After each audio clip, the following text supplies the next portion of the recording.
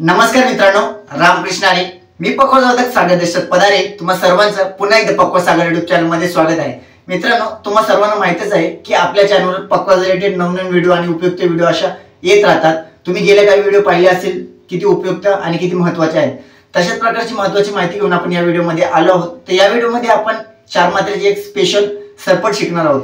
आता सरपट म्हणजे काय हे बरेच जण नवीन असतील किंवा सरपट म्हणजे काय हे बरेच जण माहिती आहे असेल. तर आपण पुढे या व्हिडिओमध्ये सरपट म्हणजे काय व सरपट कुठली आहे व सरपटीचे बोल कुठले हे आपण या व्हिडिओमध्ये शिकणार आहोत. तर जे कोणी आपल्या चॅनलवर नवीन असेल त्याने कृपा करून चॅनलला सबस्क्राइब करा, व्हिडिओला लाईक करा आणि कमेंट मध्ये मला तुमचा प्रतिसाद कळवा.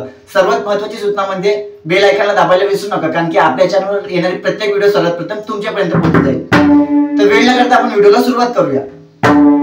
तर मित्रांनो, या व्हिडिओमध्ये आपण सरपट पाहणार आहोत, म्हणजे एक स्पेशल सरपट शिकणार आहोत. व सरपट म्हणजे काय हे मी तुम्हाला आधी समजवतो, कारण की बऱ्याच जणांना सरपट म्हणजे काय माहित आहे, परंतु जे कोणी नवीन असेल त्यांच्यासाठी सांगतो. सरपट म्हणजे एक 8 मात्रेचा किंवा 4 मात्रेचा विशिष्ट बोल असतो. त्या बोलाला आपण एकपट दुप्पट मध्ये न वाजवता आपण चौपटीला वाजवतो व सरपट लगीऐवजी किंवा विशिष्ट बोलाऐवजी वाजवले जाते, त्याला सरपट असे म्हणतात. आता सरपट मी पक्वा तुम्हाला वाजवून दाखवतो म्हणजे तुम्हाला समजेल. आपण एक विशिष्ट एक 4 मात्रेचा बोल घेऊया. आता एक बोल घेऊ, धात्रीकडे धा तिरका तिरका धात्रीकडे धा तिरका तिरका. हा 4 मात्रेचा बोल आहे, त्याला सरपट म्हणतात. सरपटीचा बोल आहे. पण तो वाजवायचा कसा मी तुम्हाला बोलू, एकपट किंवा दुप्पटला न वाजवता याला चौपटला वाजवायचे. आता एकपटला हा बोल कसा वाजेल, परंतु सरपटीचा वापर करताना आपल्याला चौपटलाच वापर करावा लागतो, नेहमी चौपटला वापर करावा लागतो. म्हणजे लगेऐवजी आपण सरपट वाजवू शकतो. ही सरपट चौपटीला कशी वाजेल बघा, धात्री आणि कुठे वाजेल हे पुढे सांगतो बघा. आधी चौपटला बघा,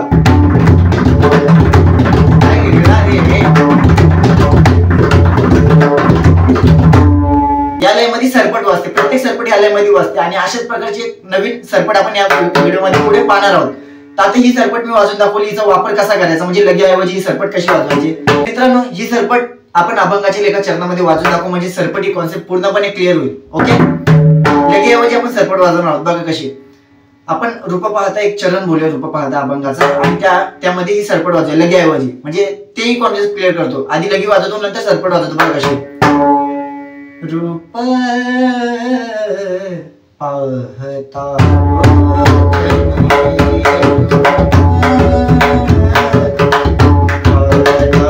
लगी वाजवते.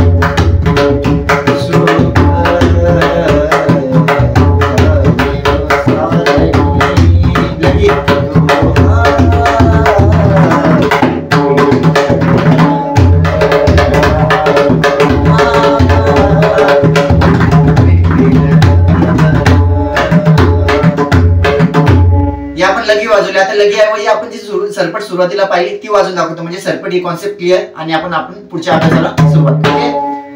आता मी सरपट वाजवतो बघा. रूप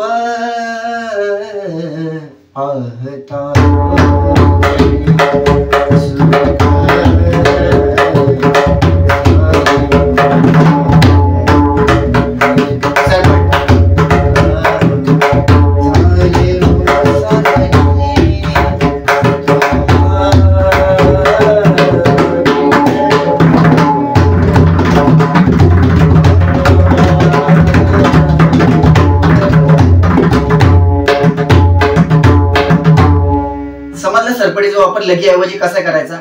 तर असाच एक स्पेशल सरपट आपण या व्हिडिओमध्ये पाहणार आहोत. तर आपण त्या स्पेशल बोलायला सुरुवात करूया.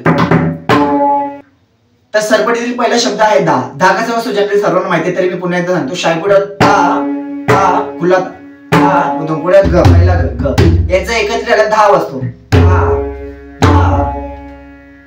पहिला शब्द आहे धा.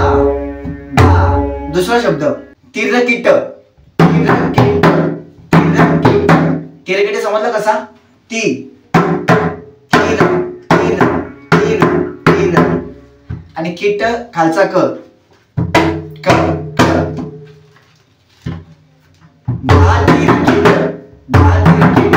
पुढे तकता तकता तकता त त तर्जनीने त क आणि खालचा क ता ता ता.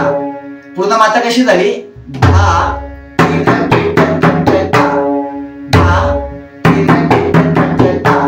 तुम्ही कोणाला ही तिरकिटे तक्ताची सरपट आहे, तिरकिटे तक्ताची सरपट आहे, परंतु आपण याच्यात विशिष्ट वजन दिलं आहे आणि मात्रा कशी वाजवते हे बघा आणि याच्यामध्ये आपण एक शब्द ऍड केला आहे व यांचा एकत्रित सरपट कशी पुढे वाजेल ते नक्की बघा आणि हा व्हिडिओ शेवटपर्यंत या कारणामुळे बघा कारण की याचे वजन वेगवेगळे आहेत पुढे, कारण की याचा वापर करताना सरळने वापर करायचे, प्रत्येक मात्रा वेगवेगळ्या वजनाने वाजवायचे आहेत आणि कुठे वाजवायचे हे मी पुढे तुम्हाला सांगणार आहे, त्यामुळे व्हिडिओ शेवटपर्यंत नक्की बघा, याची प्रॅक्टिस कशी करायची ते पण सांगणार आहे.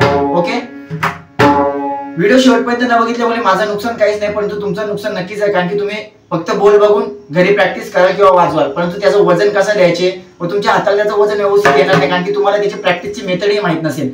त्यामुळे मी पुढे तुम्हाला प्रॅक्टिसची मेथडही सांगणार आहे आणि वजन कसं येईल हे पण तुम्हाला सांगणार आहे आणि सर्वात महत्त्वाचं म्हणजे याचा वापर कसा करायचा हे पण पुढे सांगणार आहे, त्यामुळे व्हिडिओ शेवटपर्यंत बघा.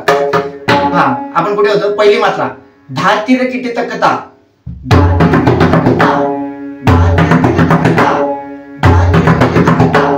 इथपर्यंत क्लिअर झालं. आता दुसरी मात्रा, पहिली मात्रा झाली, दुसरी मात्रा कत्तिरकिटे तक्ता, कत्तिरकिटे तक्ता, कत्तिरकिटे तक्ता. पहिल्या मात्रेमध्ये आपण धा वाजवला, त्याच्या ऐवजी आपल्याला कत वाजवायचे, कत कत.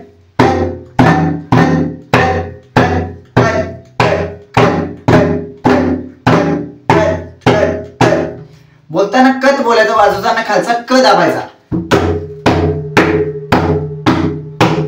ओके, कत्तिरकिटे तक्ता,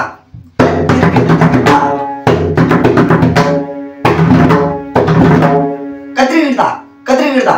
मी पुढे सांगतो कसं वाजवायचं, आधी आपण शब्द ओळखून घेऊया. कत्तिरकिटे तक्ता, कत्तिरकिटे तक्ता. पहिल्या मात्रेमध्ये आपण काय वाजवला? दुसऱ्या मात्रेमध्ये कत्तिरकिटे तक्ता. दोन मात्रा क्लिअर, एक एक शब्द मी तुम्हाला सांगतोय, पूर्णपणे समजत असेल.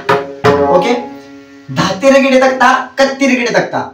समज जर कोणाला समजत नसेल तर त्यांनी मला कमेंट मध्ये कळवा किंवा मला पर्सनली इंस्टाग्राम नाही तर फेसबुकला मेसेज करा, माझी आयडी वरती दिलेली आहे. ओके, दोन मात्रा क्लिअर. आणि तिसरी आणि चौथी मात्रा, तिसरी मात्रा सेम आहे म्हणजे पुन्हा, आणि चौथी मात्रा ही सेम आहे. बघा, पूर्ण मात्रा वाजून दाखवतो. पहिली मात्रा, दुसरी मात्रा, तिसरी मात्रा, चौथी मात्रा. हे झाले सरपटीतील बोल, परंतु या सरपटीचं वजन कसं आहे हे मी तुम्हाला पुढे सांगतो. बघा, बोल तुम्हाला पूर्णपणे क्लिअर झाले. ओके, ज्याला कुणाला समजलं नाही मी तुम्हाला आधी सांगितलं की मला पर्सनली मेसेज करा किंवा कमेंट मध्ये कळवा, मी त्याला नक्की समजेल. आता याचं वजन देताना कसं द्यायचं बघा, मात्र चारच आहेत, परंतु आपल्याला मात्र एकत्रित नाही वाजवायचे, म्हणजे कसं नाही धा अशी नाही वाजवायची तुम्ही. म्हणून मी तुम्हाला आधी सांगितलं की तिरकिटे तक्ताची सरपट आहे, तिरकिटे धा ही सरपट झाली, ही पण तशीच आहे, परंतु याच्यात विशिष्ट मात्रा वेगळी आहे आणि याचं वजन वेगळं आहे, त्यामुळे लक्ष देऊन ऐका. बघा, बोल समजलं ते इम्पॉर्टंट नाही, वाजवायचं कसं इम्पॉर्टंट आहे, कारण की थेरॉटिकल नॉलेज पेक्षा प्रॅक्टिकल नॉलेज इम्पॉर्टंट असतं. ओके, आता बघा याचं वजन कसं द्यायचा, धाईगडा मध्ये गॅप द्यायचा, धाईगडा, धाईगडा. कसा? अशी नाही वाजवायची, अशी नाही, बोलताना उच्चार असेल धाईगडा, धाईगडा. पक्वातीतून आवाज आला पाहिजे, धाईगडा, धाईगडा. दुसरा, कळी गिरदा, कत्री गिरदा, कत्री गिरदा. बघा,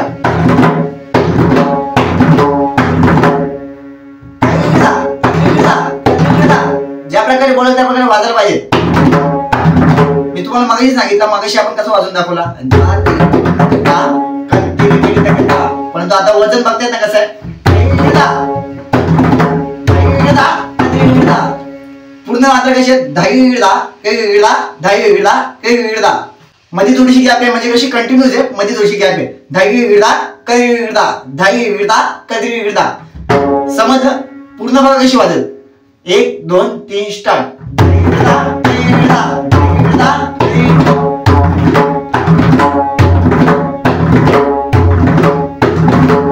बघितलं, ऐकायला एकदम युनिक वाटते, त्यामुळे मी तुम्हाला आधी सांगितलं की व्हिडिओ पुढे शेवटपर्यंत नक्की बघा, त्याचं वजन खूप इंटरेस्टिंग आहे. बोल सोपं होता, परंतु त्याचं वजन बघा कसं आहे. बोल तर मी तुम्हाला सांगितलं, धा तिरकिटे तक्ता, कत तिरकिटे तक्ता.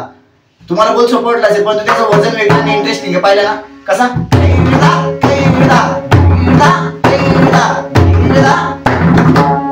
ओके. आता ही सरपट मी तुम्हाला पूर्णपणे समजेल, म्हणजे वाजवायची कशी, बोल कुठले व त्याचं वजन कसा, आता याचा वापर कुठे करायचा बघा. आता समजा आपण रूप पाहता अभंग बोलूया, त्याच्यामध्ये कशी पाहिजे बघा. रूप पाहता जनी, रूप